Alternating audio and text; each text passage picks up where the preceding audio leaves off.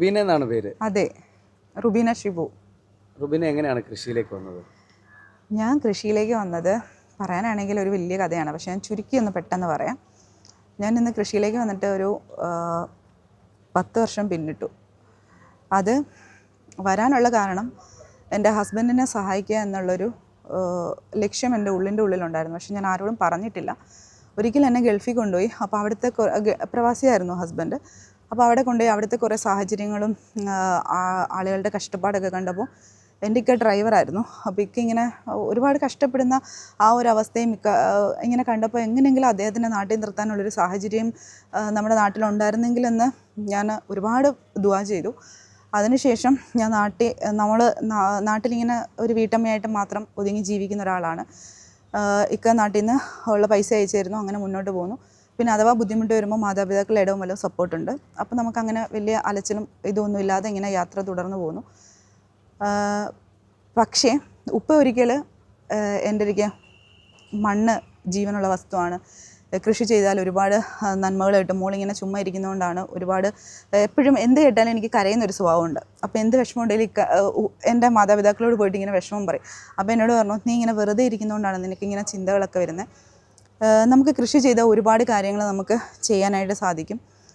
ആടിനെ വളർത്താം, കോഴിയെ വളർത്താം, പശുവിനെ വളർത്താം, ഇതൊക്കെ നിനക്ക് ചെയ്യാൻ പറ്റും എന്നൊക്കെ ഇങ്ങനെ കുറേ കാര്യങ്ങൾ ഉപ്പ ഇങ്ങനെ സംസാരിച്ചു. എപ്പോഴും പറയുന്ന പല്ലവി പോലെ അത് കേട്ട് വന്നു. പക്ഷേ എൻ്റെ ഉപ്പ പെട്ടെന്ന് ഈ ലോകത്തുനിന്ന് യാത്രയായി. അപ്പോൾ എൻ്റെ മനസ്സിൽ എൻ്റെ ഉപ്പ ലാസ്റ്റ് പറഞ്ഞ ആ ഒരു പോയിൻ്റ് എൻ്റെ മനസ്സിൽ ഇങ്ങനെ എന്നെ വല്ലാതെ ഇങ്ങനെ അലട്ടിക്കൊണ്ടിരുന്നു. ആ ഒരു വാക്ക് അതെൻ്റെ മനസ്സിൽ ഉൾക്കൊണ്ടിട്ട് ഞാൻ കൃഷിയുടെ ABCD പോലും അറിയാത്ത ഞാൻ ഗ്രോ ബാഗിൽ കൃഷി ചെയ്യാൻ തുടങ്ങി. ഒരു 10 ഗ്രോ ബാഗ്. അപ്പോൾ ഇവിടുത്തെ മണ്ണിലൊന്നും ഉണ്ടാകത്തില്ല. കാരണം കിണർ വെട്ടിയിട്ട് ഈ വെള്ള കളറിലെ മണ്ണ് ഈ വസ്തുവിൽ കൊണ്ടിട്ടിട്ടുണ്ട്. അപ്പം അതിലൊന്നും നട്ടാൽ ഒന്നും കിളിക്കത്തില്ല. അപ്പം ഞാൻ മണ്ണ് മാത്രം നല്ല മണ്ണെടുത്തിട്ട് അത് ഗ്രോ ബാഗിൽ വെച്ചിട്ട് ഓരോ വിത്തുകൾ, അന്ന് എനിക്ക് ഇതിനെക്കുറിച്ചൊന്നും അറിയത്തില്ല, ഇട്ടു. അൽഹംദുലില്ലാ അത് ബലമായി വന്നു. 1-2 കായ്ബലമൊക്കെ കിട്ടത്തുള്ളൂ. അങ്ങനെ കിട്ടി. അപ്പം ഞാൻ എൻ്റെ ഫേസ്ബുക്ക് ID മുഹമ്മദ് ഇക്ബാൽ എന്നായിരുന്നു, എൻ്റെ ഉപ്പയുടെ പേരിലായിരുന്നു. അത് ഞാൻ മാറ്റി റുബീന ഷിബു എന്നുള്ള IDയിലേക്ക് പുറത്തേക്ക് വന്നു. ഈ കിട്ടുന്ന ഓരോ വിളവുകളും കയ്യിലിങ്ങനെ വെച്ചിട്ട്, കയ്യിലൊക്കെ അഴുക്കാണ് കേട്ടോ, ജോലിയിലായതുകൊണ്ട് കയ്യിലിങ്ങനെ വെച്ചിട്ട് ഫോട്ടോസ് എടുത്തിട്ട് ഫേസ്ബുക്കിൽ അപ്ലോഡ് ചെയ്യാൻ തുടങ്ങി. അപ്പോൾ എനിക്ക് കാർഷിക സുഹൃത്തുക്കളെ കുറേ കിട്ടാൻ തുടങ്ങി. ഫേസ്ബുക്ക് വഴി ഈ ഫേസ്ബുക്കിലൂടെയാണ് ഞാൻ എല്ലാത്തിനും തുടക്കം കുറിക്കുന്നത്. നമുക്ക് സോഷ്യൽ മീഡിയ നല്ലൊരു മാധ്യമമാണ്. പക്ഷേ നല്ല ധൈര്യത്തോടെ അതിനെ ഒന്ന് പഠിച്ച് മനസ്സിലാക്കി നമ്മൾ നല്ലതിലേക്ക് മാത്രം നമ്മുടെ ലക്ഷ്യം കൊണ്ടുവന്ന് നമ്മൾ മുന്നോട്ട് പോയാൽ ഉറപ്പായിട്ട് നമുക്ക് ആ സാമൂഹിക മാധ്യമം കൊണ്ട് നമുക്ക് ജീവിക്കാൻ പറ്റും. അതിനുള്ളൊരു തെളിവാണ് സത്യം പറഞ്ഞാൽ മാഷാ അല്ലാഹ് ഞാൻ കിട്ടുന്ന ഓരോ വിളവും നമ്മൾ കയ്യിലെടുത്തിട്ട് ഫോട്ടോസ് എടുത്ത് ഞാനിങ്ങനെ ഫേസ്ബുക്കിൽ അപ്ലോഡ് ചെയ്യാൻ തുടങ്ങി. അപ്പോൾ എനിക്ക് കുറേ ലൈക്കും കമൻറ്റൊക്കെ കിട്ടി. അതിൻ്റെ ആദ്യത്തെ ലൈക്ക് എൻ്റെ ഇക്ക ഒന്നെങ്കിൽ ഒരു പൂവിൻ്റെ സ്റ്റിക്കർ അല്ലെങ്കിൽ ഒരു ലവ് ചിഹ്നത്തിൻ്റെ സ്റ്റിക്കർ. അത് കാണുമ്പോൾ വീണ്ടും ഇക്കയ്ക്ക് ഭയങ്കര ഇഷ്ടമാണല്ലോ എന്ന് പറഞ്ഞിട്ട് വീണ്ടും ഞാനിങ്ങനെ പോസ്റ്റ് ചെയ്യാൻ തുടങ്ങി. ആ സന്തോഷത്തിൻ്റെ പിന്നിലും കുറേ കാരണമുണ്ട്. കാരണം കുറേ നെഗറ്റീവുകൾ ഞാൻ കേൾക്കാൻ തുടങ്ങി, ചുറ്റുപാടും നിന്ന് കുറേ നെഗറ്റീവ്. കാരണം ഈ കൃഷിയൊക്കെ ചെയ്ത് ഫോട്ടോസ് ഇടുമ്പോൾ ആളുകൾ ശ്രദ്ധിക്കാൻ തുടങ്ങുമ്പോൾ നമ്മളെ ശ്രദ്ധിക്കാൻ തുടങ്ങുമ്പോൾ ചില ആളുകൾക്ക് നമ്മളോടൊരു ഇഷ്ടക്കേട്, അസൂയ എന്ന് പറയാൻ പറ്റത്തില്ല. അപ്പോൾ അവരിങ്ങനെ കുറ്റം പറയാൻ തുടങ്ങി, ഇവളെന്തോ ഫേസ്ബുക്കിൽ കിടന്ന് കൃഷിയുടെ ഫോട്ടോസ് ഇടുന്നത്, പച്ചക്കറിയുടെ ഫോട്ടോസ് ആരെങ്കിലും ഇടുമോ, ഇവൾക്ക് വട്ടാണോ എന്നൊക്കെയുള്ള ചോദ്യം ചുറ്റുപാട് നിന്ന് സത്യമായിട്ടും ഒരുപാട് ഞാൻ കേട്ടു. പക്ഷെ ഞാൻ ഒന്നിലും ചെവി കൊണ്ടില്ല. അങ്ങനെ ഞാൻ ഈ 10 ഗ്രോ ബാഗ് 250 ഗ്രോ ബാഗിലേക്ക് കടന്നു. ഇക്കനോട് ഞാൻ ചോദിച്ചു, എനിക്കൊരു 10 കോഴിയെ വാങ്ങിച്ചു തരുമോ? അങ്ങനെ ആ 10 കോഴി 100 കോഴിയിലേക്ക് വന്നു. മുയലായി, ആടായി, വെച്ചൂർ പശുവായി, ഇവിടെ പ്രാവുകളായി, അങ്ങനെ കുറേ സംഭവങ്ങൾ ഈ ഒരു വീട്ടുവളപ്പിലായി. അപ്പോൾ ഇതിൻ്റെ കാഷ്ടം സംസ്കരിക്കണം, ഇതിപ്പോൾ സ്മെല്ലായി. അപ്പം നമുക്കത് ബുദ്ധിമുട്ടായിട്ട് വന്നപ്പം അതിൻ്റെ കാഷ്ടം വളമാക്കുന്ന ജാലവിദ്യ കൃഷിഭവൻ്റെ സഹായത്തോടെ എനിക്ക് പഠിക്കാൻ പറ്റി. അതായത് ഞാനിതൊക്കെ തുടക്കം കുറിച്ചു. പക്ഷെ ഞാൻ എന്നിട്ടും വീട്ടിൽ നിന്ന് വെളിയിലോട്ട് ഇറങ്ങിയില്ല. 2017 ഞാൻ പുറത്തേക്ക് ഇറങ്ങുന്നത്. ഞാൻ 2017 ലാസ്റ്റ് ഞാൻ നമ്മുടെ കൃഷിഭവനിൽ, അതായത് പാലമേൽ കൃഷിഭവനിൽ പോവുകയും അവിടെ എനിക്കൊരു സ്നേഹനിധിയായിട്ടുള്ളൊരു ടീച്ചർ എന്നെ അവിടെ കാത്തിരിപ്പുണ്ടായിരുന്നു. ആ ടീച്ചർ എന്നെ പഠിപ്പിച്ച ആ ഒരു നന്മ കൊണ്ട് എനിക്ക് ഒരുപാട് എൻ്റെ ജീവിതത്തിൽ മാറ്റങ്ങൾ വന്നു. ആ ടീച്ചർ പറഞ്ഞ പാതയിൽ ഞാൻ മുന്നോട്ട് പോയി വളനിർമ്മാണം പഠിച്ചു. കൃഷിഭവൻ്റെ സഹായത്തോടെ നമുക്ക് കുറേ ക്ലാസ്സുകൾ നമുക്ക് കിട്ടാനായിട്ട് തുടങ്ങി. കുറേ ക്ലാസ്സുകളെന്ന് പറഞ്ഞാൽ ജൈവവളം ഉണ്ടാക്കുന്നത്, കൂൺ കൃഷി, ഫുഡ് പ്രോസസ്സിങ്ങിൻ്റെ ക്ലാസ്സുകൾ, തേനീച്ച വളർത്തൽ, ഇങ്ങനെ കൃഷിഭവൻ വഴി നമുക്ക് വരുന്ന ക്ലാസ്സുകളൊക്കെ ഭയങ്കര എന്താ പറയുക, ഭയങ്കര സന്തോഷത്തോടെ പോയി കൂടുതൽ കാര്യങ്ങൾ മനസ്സിലാക്കാൻ പറ്റി. അത് ഓരോന്നും മനസ്സിലാക്കുന്നത് മാത്രമല്ല, അത് ഓരോന്നും ജീവിതത്തിൽ പ്രാവർത്തികമാക്കി.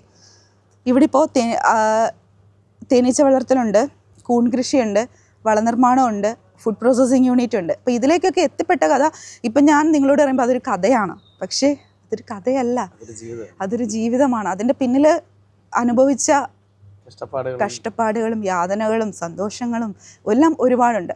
അങ്ങനെ നമ്മൾ മുന്നോട്ട് പോയി 2018 ആലപ്പുഴ ജില്ലയുടെ മികച്ച സമ്മിശ്ര കർഷകയായിട്ട് തന്നെ തിരഞ്ഞെടുത്തു. അങ്ങനെ എനിക്ക് അവാർഡൊക്കെ ആലപ്പുഴയിൽ നിന്നൊക്കെ കിട്ടി. അങ്ങനെയൊക്കെ കിട്ടി വന്നപ്പോൾ ഈ പറയുന്ന പോലെ ചുറ്റുപാട് നിന്ന് ആളുകൾ പറയാൻ തുടങ്ങി, എന്തൊക്കെ കിട്ടിയാൽ എന്തുകൊണ്ട് വിദ്യാഭ്യാസം? ആ ഒരു ചോദ്യം ഒന്നൊന്നര ചോദ്യമായിരുന്നു. കാരണം പെട്ടെന്ന് നമ്മളുടെ മുന്നിൽ ഒരാൾ വന്നിങ്ങനെ പറയുമ്പോൾ നമുക്ക് ഭയങ്കര സങ്കടം വരും അല്ലേ? അങ്ങനെ പക്ഷേ ഞാൻ സങ്കടപ്പെട്ടില്ല. ആദ്യമേ കുറേ കരഞ്ഞു. പക്ഷേ ഞാൻ ഇക്കനോട് പറഞ്ഞു, എനിക്ക് പഠിക്കണം, എന്നെ പഠിപ്പിക്കാവോ? അപ്പോൾ അദ്ദേഹം ചിരിച്ചു. അപ്പോഴും അദ്ദേഹം ഗൾഫിലാണ്. ചിരിച്ചു. ഞാൻ പറഞ്ഞു എനിക്ക് പഠിക്കണം. മക്കളും കൂടെ സപ്പോർട്ട് ചെയ്തു. മോൻ +1 പഠിക്കുമ്പോൾ ഞാൻ 10ാം ക്ലാസ്സിൽ പഠിക്കാൻ സാക്ഷരതാ മിഷൻ, എല്ലാം ഗവൺമെൻറ് സംവിധാനങ്ങളാണ് ഞാൻ പ്രയോജനപ്പെടുത്തിയത്. സാക്ഷരതാ മിഷനിൽ 10ാം ക്ലാസ്സിൽ ശനിയും ഞായറും ബാഗും തൂക്കി പഠിക്കാൻ പോയി. അങ്ങനെ 10ാം ക്ലാസ് എഴുതിയെടുത്തു. +1 +2 MG യൂണിവേഴ്സിറ്റിയിൽ ഓർഗാനിക് ഫാമിങ് പഠിച്ചു. അതിനുശേഷം INM പഠനക്കാട് പഠിച്ചു. ഇപ്പോൾ ദേശീയ ഡിപ്ലോമ ചെയ്തു. അതിനോടിടയ്ക്ക് ഈ കൃഷിഭവൻ സഹായത്തോടെ ഒരുപാട് ക്ലാസ്സുകൾ മുന്നോട്ട് പോയി. അതെല്ലാം ജീവിതത്തിൽ പ്രാവർത്തികമാക്കി. ഇപ്പം എൻ്റെ ദേശീയ കോഴ്സ് ഡിപ്ലോമ കഴിഞ്ഞ ദിവസം പാസ്സായെന്നറിഞ്ഞു. മാഷാല്ലാ. അതിനോടൊപ്പം ഒരിക്കലും ഈ കൊറോണ ടൈമിൽ ഇക്ക നാട്ടിൽ വരുന്നത് ഞങ്ങളെ കൊണ്ടുപോകാനായിട്ടാണ്. അതായത് 3 മാസത്തേക്കിന് എന്നെ വിസിറ്റിംഗ് വിസയിൽ. അപ്പോൾ ഇക്ക വന്നതിന് ശേഷമാണ് നമ്മുടെ കൊറോണ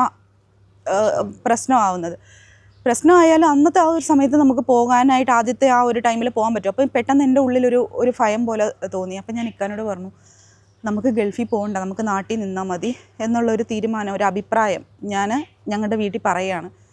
ആരും അത് സമ്മതിക്കുന്നില്ല. കാരണം അത്യാവശ്യം നല്ലൊരു ജോലിയുണ്ട്, മാസം അതയക്കുന്നതുകൊണ്ട് നമ്മൾ മുന്നോട്ട് പോകുന്നുണ്ട്. നമ്മുടെ വീടിൻ്റെ ബാധ്യതകളും കാര്യങ്ങളൊക്കെ കിടക്കുവാണ്. അപ്പം നമ്മൾ നാട്ടിൽ നിന്ന് എങ്ങനെ ജീവിക്കും, നമ്മളെങ്ങനെ മുന്നോട്ട് പോകും, അങ്ങനെയുള്ള ഒരിതിൽ വന്നപ്പോൾ ഞാൻ പറഞ്ഞു, നമുക്ക് ഈ കാർഷിക വൃത്തി കൊണ്ട് ജീവിക്കാൻ പറ്റും, നമുക്ക് നോക്കാം എന്നൊക്കെ പറഞ്ഞ് അങ്ങനെ എൻ്റെ നിർബന്ധത്താൽ മക്കളെയൊക്കെ സമ്മതിപ്പിച്ചെടുക്കാൻ ഇച്ചിരി ബുദ്ധിമുട്ടായിരുന്നു. അല്ല, ഈ കാർഷിക വൃത്തി കൊണ്ട് ജീവിക്കാമെന്ന് ഹസ്ബൻഡിനോട് പറഞ്ഞപ്പോൾ അത് ഉൾക്കൊണ്ടോ? ആദ്യമേ ഉൾക്കൊണ്ടില്ല. ഞാൻ കുറച്ച് സമയം ചോദിച്ചു. ആദ്യമേ ഉൾക്കൊണ്ടില്ല. ഞാൻ പറഞ്ഞു ഒരു 1.5 വർഷം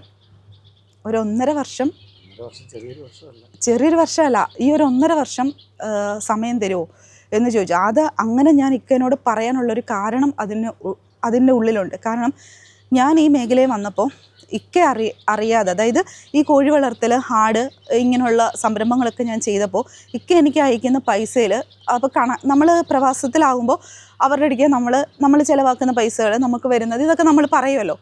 പക്ഷേ ഞാൻ ഈ കോഴി, ആട് ഇതിനെയൊക്കെ വളർത്തിക്കൊണ്ട് വന്നപ്പം 10,000 രൂപ വെച്ചിട്ട് ഞാൻ സേവ് ചെയ്യാൻ തുടങ്ങി. ആരും അറിയാതെ KSFയിൽ ഒരു ചിട്ടി തുടങ്ങി. അതിൽ 10 ലക്ഷം രൂപ ഞാൻ അതിൽ ഇടാൻ തുടങ്ങി. ഒരു പകുതി സമയം കഴിഞ്ഞപ്പോൾ അത് ചിട്ടി അടിച്ചു. അത് അവിടെ തന്നെ ഫിക്സ്ഡ് ഇട്ടു. ആ പൈസ എൻ്റെ കൺമുന്നിലുണ്ടായിരുന്നു. എൻ്റെ കൺമുന്നിൽ എന്തെങ്കിലും ഒരു ചെറിയ സംരംഭം, പിന്നെ എന്തെങ്കിലും വേണമെന്നുണ്ടെങ്കിൽ കുടുംബശ്രീയുടെ സഹായം നമുക്ക് കിട്ടും. എന്നുവെച്ചാൽ സ്ത്രീകൾക്ക് ഒരുപാട് സഹായ സഹകരണങ്ങൾ നമ്മൾ ഗവൺമെൻറ്, സ്ത്രീകൾക്ക് മാത്രമല്ല ഈ പ്രവാസികൾക്ക് നല്ല സഹായങ്ങളുണ്ട്. പക്ഷേ ഇതൊന്നും എനിക്ക് ഇപ്പം നിങ്ങൾ ഇൻ്റർവ്യൂ ചെയ്യുകയാണെങ്കിൽ എനിക്ക് പറയാനുള്ള കാര്യം, ഇപ്പോൾ ഒരാൾ അറിയുന്ന കാര്യം ബാക്കിയുള്ളവരുടെ ഇടയ്ക്ക് എല്ലാവരും പറയുക, അത് പറഞ്ഞു കഴിഞ്ഞാൽ തന്നെ നമ്മുടെ നാട്ടിലൊരു നല്ലൊരു എല്ലാവർക്കും ജീവിക്കാൻ പറ്റുന്ന ഒരു സാഹചര്യത്തിലേക്ക് നമുക്ക് എത്തിപ്പെടാൻ പറ്റും.